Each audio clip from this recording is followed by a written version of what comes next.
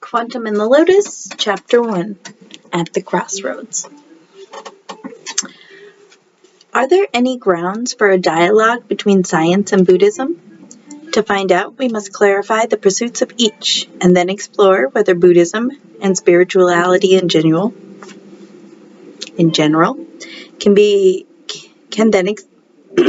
can complement science in important ways, particularly concerning ethics, personal transformation, knowledge of ourselves, and genuine spiritual insight. Buddhism has always been interested in questions that are also basic to modern physics. Might science, therefore, also help Buddhism in its exploration of reality? Reminder, this is a conversation between two people. Matthew is a scientist turned Buddhist monk, and Thuan is a Vietnamese French-American scientist. Matthew, you've made an impressive journey from Vietnam to your life as an astrophysicist in the United States. What drew you into a life in science? See, if I just read, I wouldn't have had to have pretended like I knew what I was talking about. Thuan. The 1960s were a golden age for astrophysics, with many great discoveries being made, such as the detection of the cosmic background radiation, which is the residual heat from the Big Bang, the discovery of pulsars, which are stars made entirely out of neurons, and the identification of quasars, which are celestial objects in far distant space, near the edge of the universe, that emit an extraordinary amount of energy. When I arrived in the United States, satellite exploration of the solar system had gotten into full swing. I can still remember the wonder of watching the first images of the surface of Mars transmitted by the space probe Mariner on a screen in our classroom. Those pictures of a dry, sterile desert told humanity that there was no intelligent life on Mars. The canals that 19th century astronomers thought they'd seen turned out to be nothing but optical illusions created by sandstorms. In the midst of such intellectual ferment, I just had to become an astrophysicist. Ever since, I continued to marvel at the wisdom of the universe, observing it through state-of-the-art telescopes, all while thinking about its nature, origin, evolution, and destiny.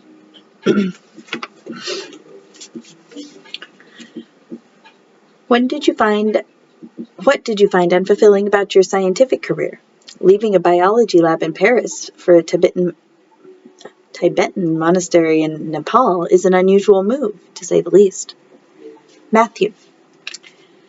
It was a natural progression, a step in an increasingly thrilling exploration on the meaning of life.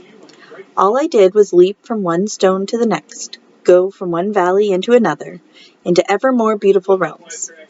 I followed where my passions led, while trying not to waste a single moment of this priceless human existence. I was lucky enough to live for 30 years alongside some remarkable Buddhist masters. This was a simple, direct experience, but also so profound that I find it difficult to describe. You can recognize human and spiritual perfection when you see it, but the usual words that come to mind, wisdom, knowledge, goodness, nobility, simplicity, rigor, integrity, just aren't enough. I think what everyone should be doing before it's too late is committing themselves to what they really want to do with their lives. Scientific research was interesting, of course, but I felt as though I was just adding a tiny dot of color to a pointillist canvas without knowing what the final composition would be like. So was it worth giving up all the unique opportunities of a human existence for that? In Buddhism, on the other hand, the point of departure, the goal to be reached, the means to that end, and the obstacles in the way are all perfectly clear. All you have to do is look into your own mind and see that it is so often dominated by egoism, and that egoism derives from a deep ignorance of the true nature of ourselves and of the world. This state of affairs inevitably makes us and others suffer. Oh, me. My battery died. You can still kind of see. See, this is the after hours show. Damn, I should have looked at the screen.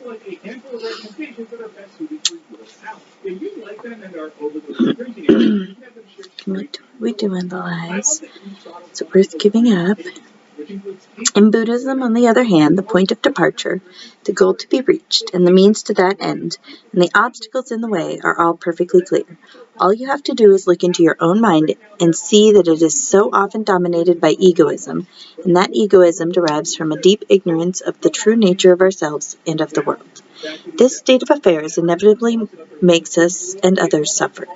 Our most urgent task is to put a stop to this. The means to this end is to develop love and compassion and to eradicate ignorance by following the path of enlightenment.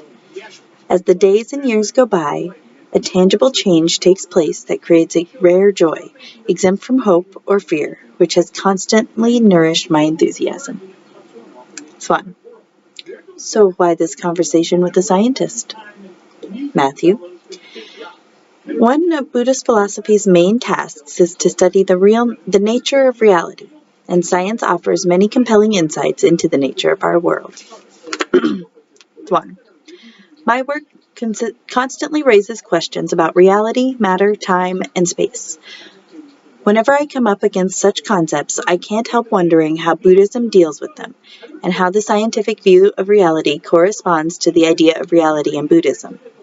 Do these two points of view coincide? Are they opposed? Or do they simply have nothing in common? I haven't studied Buddhist texts, so I don't have the knowledge necessary to answer these questions. Matthew. Is there a solid reality behind appearances? What is the origin of the world of phenomena, the world that we see as real all around us? What is the relationship between the animate and the inanimate, between the subject and the object?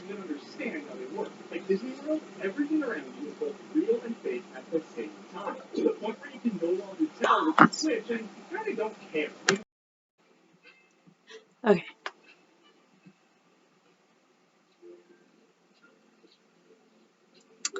Swan.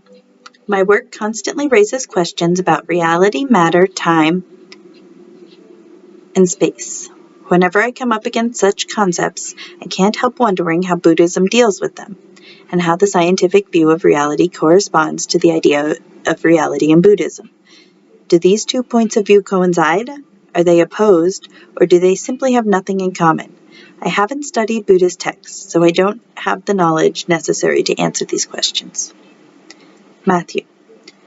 Is there solid reality behind appearances? What is the origin of the world of phenomena, the world that we see as real all around us? What is the relationship between the animate and the inanimate, between the subject and the object? Do space, time, and the laws of nature really exist? Buddhist philosophers have been studying these questions for the last 2,500 years. Buddhist literature abounds with logical treatises, theories of perception, analyses, and different levels of the world of phenomena, and the psychological treatises exploring aspects of consciousness and of the ultimate nature of our minds. Swan. Are you saying that Buddhism is a science of the mind? Is it a science in the same sense as a natural science, that is to say, based on observations with mathematics as its language? Matthew. The authority of a science doesn't necessarily depend on physical measurements and complex equations. A hypothesis can be checked by inner experience in a rigorous way. The Buddhist method begins with analysis and then often uses thought experiments, which are hypothetical experiments conducted in the mind, but which lead to irrefutable conclusions, even though the experiments cannot be physically carried out. This technique is widely used in science. Swan. That's right. Thought experiments are extremely useful in physics in particular. Einstein and other great physicists have used them not only to demonstrate physical principles, but also to point out paradoxes in some physical situations. For example, when studying the nature of time and space, Einstein imagined himself astride a particle of light. When thinking about gravity, he saw himself in an elevator falling through a vacuum. I understand that the questions explored by modern physics echo the investigations of Buddhism in unexpected ways. But why is Buddhism interested in modern science, and in particular in physics and astrophysics?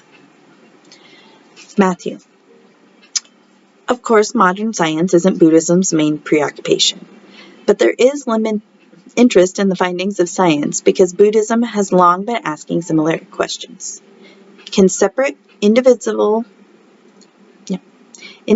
particles be building blocks of the world? Do they really exist, or are they just concepts that help us understand reality? Are the laws of physics immutable, or do they have an intrinsic existence, like Platonic ideals? While not exaggerating superficial similarities, a study of both the differences and points of agreement between science and Buddhism may help us understand and deepen our understanding of the world. Buddhist research is, above all, based on insights perceived through direct life experience, and is not bound by rigid dogma. It is ready to accept any vision of reality that is perceived as authentic. One of the main goals is precisely to bridge the gap between the way things are and the way they seem to be. The Buddha often puts his disciples on their guard against the dangers of blind faith. He said, investigate the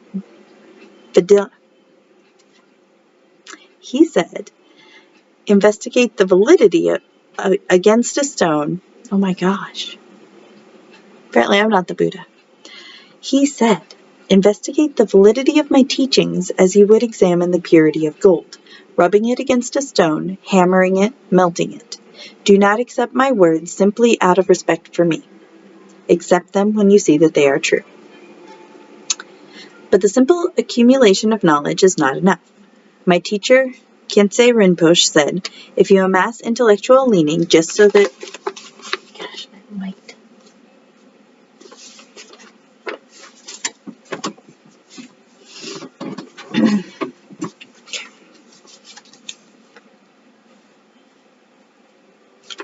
If you amass intellectual learning just so that you will be influential and famous, your state of mind is no different than that of a beggar sponging off the rich. Such knowledge will bring no advantage either to yourself or to others. As the proverb goes, much knowledge, much pride. How can you be of help to others unless you subjugate the negative tendencies that are anchored in your very being? To think that you can is just a joke, like a penniless beggar inviting the whole village to a feast.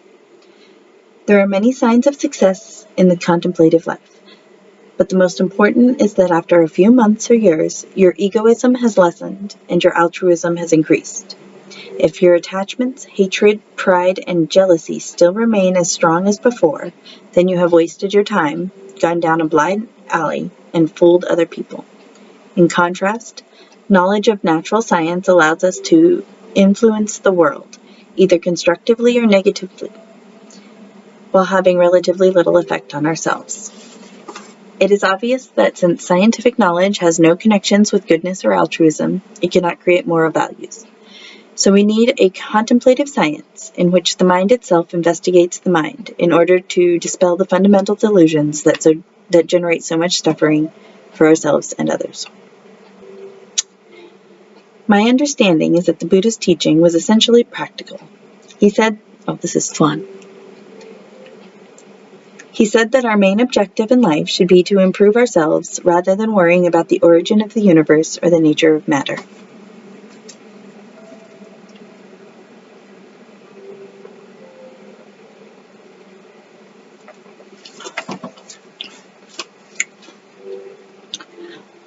When someone asked the Buddha about the origin of the universe, then kept asking him questions that had nothing to do with spiritual progress, he remained silent. Buddhism is essentially a path toward enlightenment. It establishes a natural ranking between different forms of knowledge, particularly between those that help in this objective and those that are of little use, no matter how interesting they may be. So, what does Buddhism mean by enlightenment? Matthew. A state of supreme knowledge combined with infinite compassion.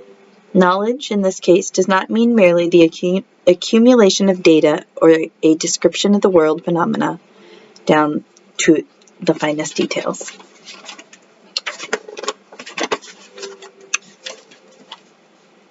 Enlightenment is an understanding of both the relative mode of existence, the way in which things appear to us, and the ultimate mode of existence, the true nature of these same appearances. This includes our own minds as well as the external world. Such knowledge is the basic antidote to ignorance. But by ignorance, we do not mean a simple lack of information. Rather, we see a false vision of reality that makes us think that things we see around us are permanent and solid, or that our egos are real. This leads us to mistake fleeting pleasures or the alleviation of pain for lasting happiness. Such ignorance also makes us build our happiness on others' misery. We are drawn to what satisfies our ego and are repulsed by what might harm it. Thus, little by little, we create ever greater mental confusion until we behave in a totally egocentric manner. Ignorance perpetuates itself, and our inner peace is destroyed. Buddhism's form of knowledge is the final antidote to suffering. In this case, I must admit that knowing the brightness of the stars or the distance between them may have a certain utility, but it cannot teach us how to become better people. Swan. Exactly why I've thought that Buddhism ignores knowledge that doesn't directly influence our spiritual and moral evolution and our daily behavior. How can knowledge about the origin of the universe and its destiny, or the nature of time and space, help us reach nirvana? Matthew. Another man asked the Buddha some questions about cosmology.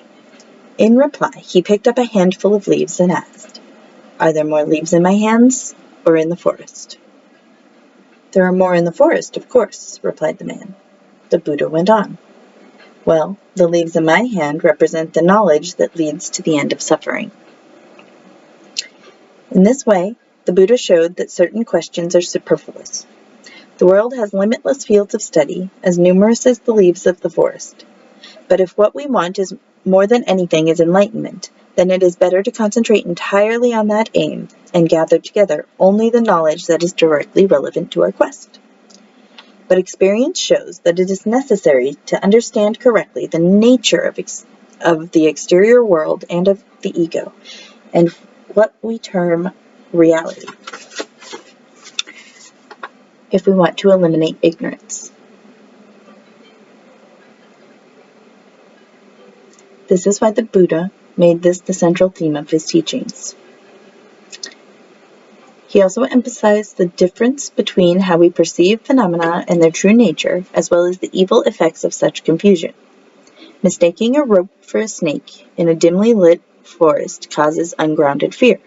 But as soon as the light is cast on the rope and its true nature is revealed, then the fear fades away. Buddhist investigations show that the individual ego and the external phenomena of our world are not separated. The distinction between self and other is purely illusory. Buddhism calls the true state of reality emptiness, or the absence of intrinsic existence. One of our greatest errors is to believe a solid reality to what we perceive. This idea of a solid reality has dominated Western philosophical, religious, and scientific thought for over 2,000 years. Tuan. That's right. Up through the 19th century, classical science argued that objects had an intrinsic existence governed by well-determined laws of cause and effect. But quantum mechanics, which developed at the beginning of the 20th century, seriously undermined the idea that the basic ingredients of matter have such a definite existence, and also raised doubts about whether the world was governed by strict rules of cause and effect. The Buddhist idea of emptiness seems to be in harmony with the quantum views of reality. But can you explain more about just what emptiness means? Matthew. When Buddhism states that emptiness is the ultimate nature of things, it means that the things we see around us, the phenomena of our world, lack any autonomous or permanent existence. But the emptiness is not at all a void, or the absence of phenomena, as early Western commentators on Buddhism thought.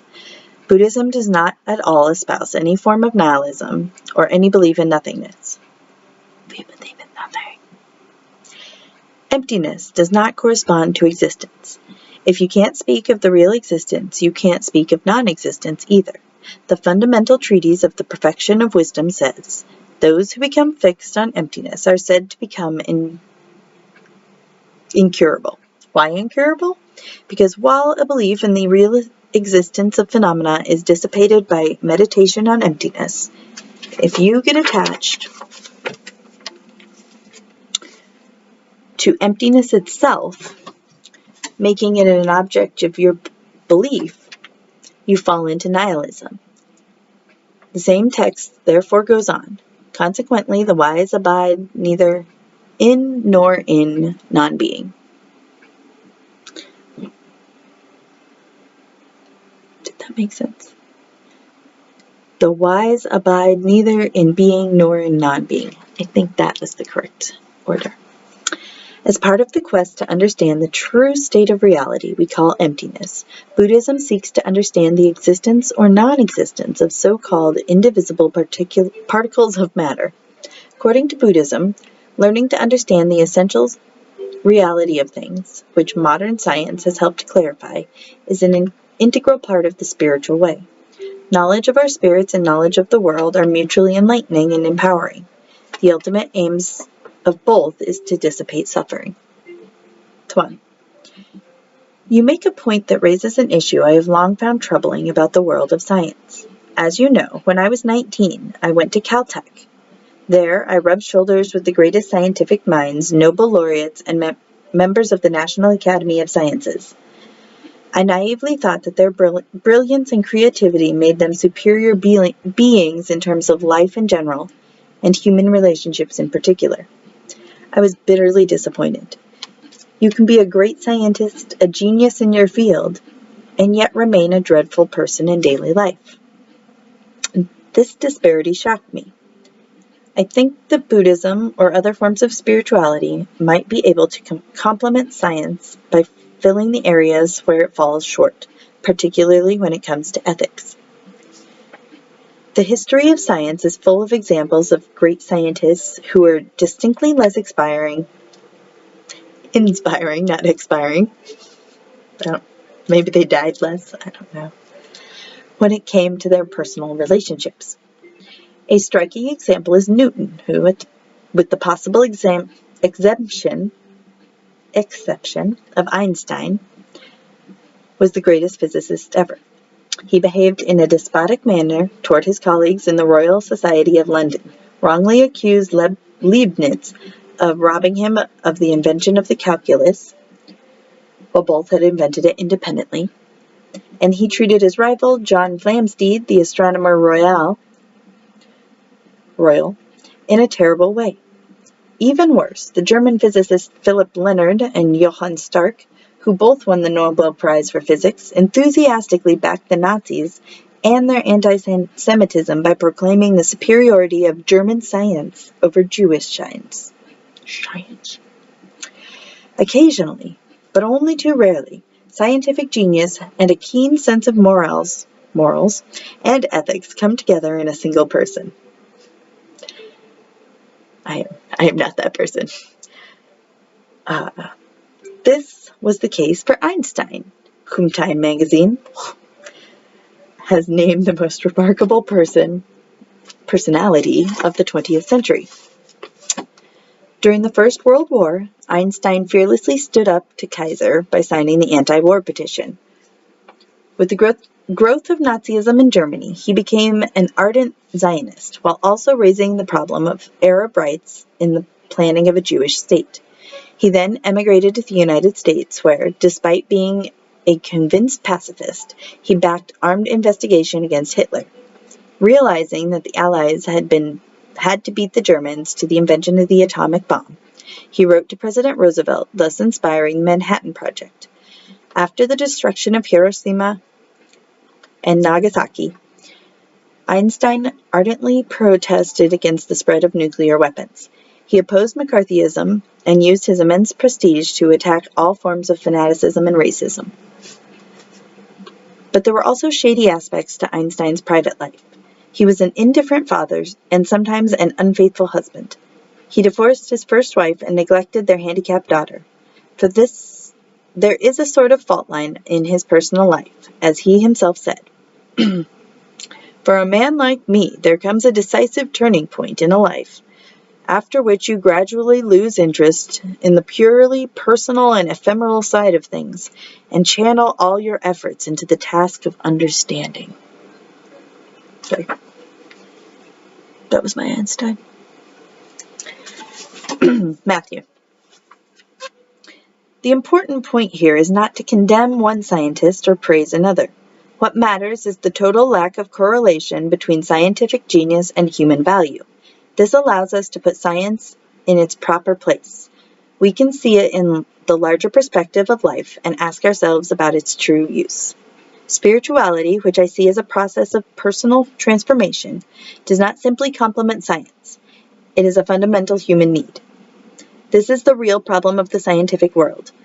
Personal transformation is no easy matter, even for people who dedicate their entire energies to it. So if it is seen as having only a secondary importance, the chances of success are even slimmer. To leave spiritual transformation in the background as a sort of optional extra, when it ought to be the core part of one's existence, throws a shadow over the entire scientific enterprise. Its intentions are unclear, its means often not properly gauged, and its results ambivalent. Without a fundamentally positive and enlightened motivation, the exploration of the limits of the possibility inevitably takes precedence over the examination of what is desirable and indispensable, or indispensable. Oh my goodness. What did I get myself into? Oh, look, it's already been half an hour. We'll finish with what Matthew's saying. Some scientists think that their work consists entirely of exploring and discovering, and that they aren't responsible for the use of their results are put to. Such a position is a mere illusion, willful blindness, or, at worst, just plain dishonesty. Knowledge gives power, and power requires a sense of responsibility and an idea that we are accountable for the direct or indirect consequences of our actions. Scientific research is often, but not always, conducted with excellent intentions. It then falls into the hands of politicians, military men, and businessmen who put it to dubious use. No one can ignore the close relationship between science, power, and economics. However, few scientists ever raise doubts about researchers who misuse